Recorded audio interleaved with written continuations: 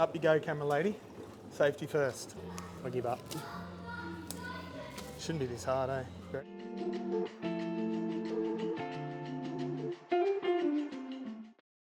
Hello brewers, hello YouTube. Today I'm going to show you how we dry hop our XPA. We've got 2 hops today, HPA Galaxy, and we've got Citra as well. What you want to do first is sanitize our spray ball arm.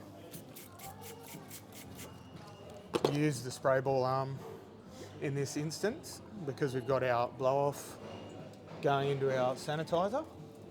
We're going to put on our quick connect. And then we're going to grab our CO2. What we're going to do is we're going to blow 5 pounds of CO2 up through the spray ball. And what that's going to do is give us a CO2 barrier over the top of the beer, and it's going to come out to the blow-off arm and circulate the CO2, and that way when we take off the manway we're not going to introduce any oxygen into the beer, so we're making a blanket of CO2 across the top of the beer. We dry hop a couple of different ways. In this instance with the XPA we hop on to the yeast, and what that does is the yeast metabolises the hops and give off different flavours. It's called Biotransformation. So same again, whenever you introduce CO2 you want to fill up that quick connect and that underside of the butterfly valve. So we're going to pop it on and off till we see that CO2 smoke. There it is there. You see the increase. So what we're doing, we're filling the head of the uni tank because there's 25% space in the uni tank. Head space. We're filling that up with CO2 now, completely. So I've had the funnel soaking in paracetic acid for 10 minutes. Now I'm just gonna whack our isopropyl alcohol on it. We're just gonna let that evaporate off. And while that happens, we're gonna grab some gloves. We're gonna grab our hops.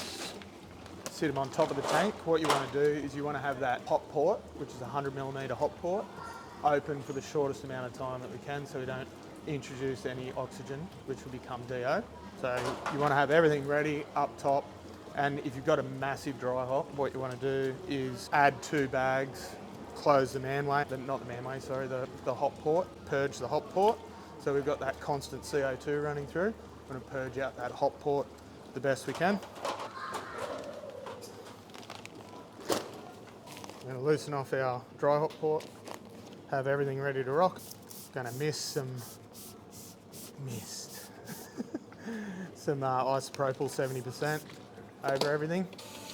You see you've got positive pressure there in that fermenter and a blanket of CO2.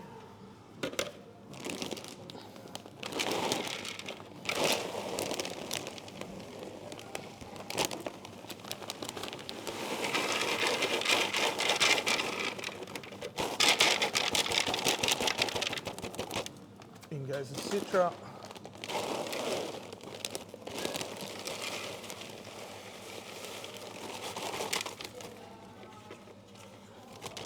In goes the Galaxy. You're going to see how we got dry hop debris there, so we're going to put our dry hop port back on. Positive pressure again in the uni tank, then we're just going to blow everything out of there. Do that a couple of times.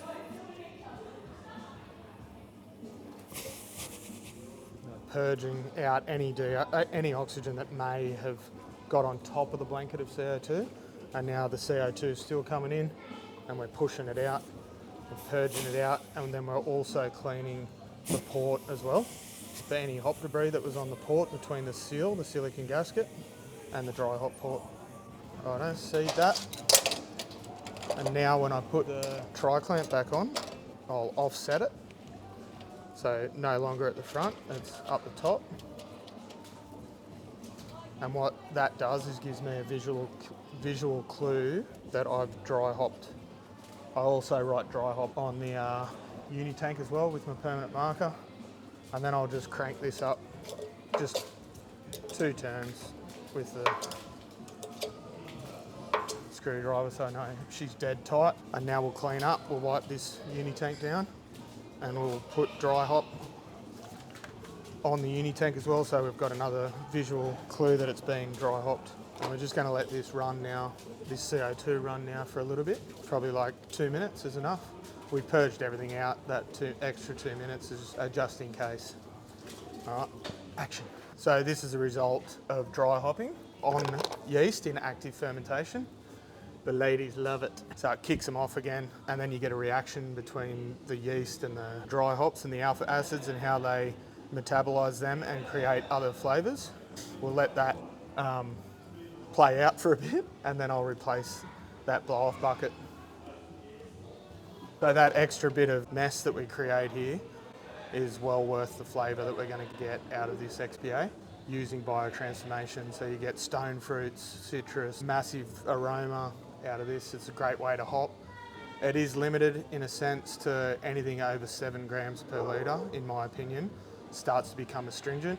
So with our double dry hop brews like the Struth juice, we'll dry hop at say 4 grams per litre on the yeast, on active yeast, and then we'll chill to 10 degrees, drop all the yeast out of solution, dump the cone, get the yeast right out. I'll do another video on dumping the cone if you want to go back and check that out. Segue. So once you dump the yeast off, you don't experience this, and your second dry hop will go in at 10 degrees, and then you pull off different sort of flavours out of the dry hop. So there's many ways you can dry hop. This is just one of them. The ladies are done, spreading their yeast around the brewery. Quick one, brewers, listen to this. This is why we CIP our blower farm, for this reason exactly. So what we're getting now is a massive high krausen on top of the yeast. They're active as at the moment, and they've just copped a big dry hop, 4 grams per litre dry hop. And then this is the reaction that you'll get out of them. But they'll settle back down, brew. They're active as brew. All right, so we'll just put wherever. Dry hopped, not dickhead. Stands for dry hopped. The other visual cue for me is the dry hop port is no longer parallel to the front of the uni tank. So I've flipped it, OCD, whatever. All right, let's replace this now. Shut off our blow-off arm. Just going to run our blow-off arm through the sanitizer as well.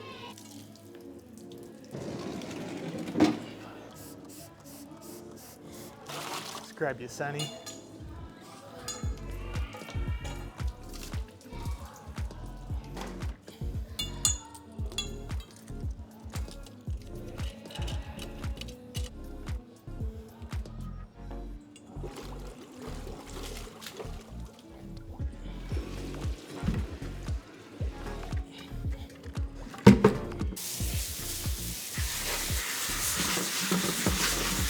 I'm just going to wipe the uni tank down.